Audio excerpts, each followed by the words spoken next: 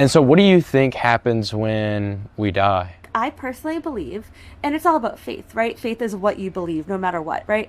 And you probably believe that when you die, if you're good, you go to heaven. If you're bad, you go to hell. And if you're in the middle, you go to purgatory, correct? I actually don't believe that, but I'll let you share your side first before I share mine.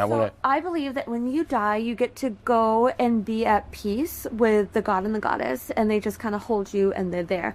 Unless you're a terrible person, I don't believe that you're harmed anyway. I think that you're just kind of stuck in a way where you can't harm anybody anymore, and you just have to process all the terrible things that you did in life.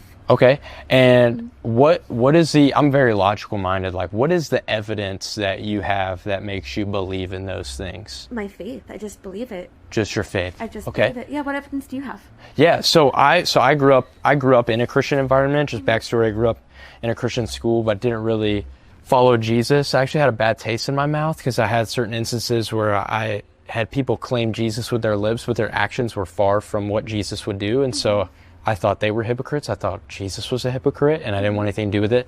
I had depression and anxiety for about 4 years, crippling. And when I was 17, I was planning on taking my life. And then I was going to take my life. I had a supernatural encounter with Jesus. Now, that was my experience with Jesus, where Jesus met me, revealed himself to me. I got overflowed with the most peace and love I'd ever felt in my life from Jesus. In that moment, I asked God to take away my anxiety and depression, and I haven't had it since that day.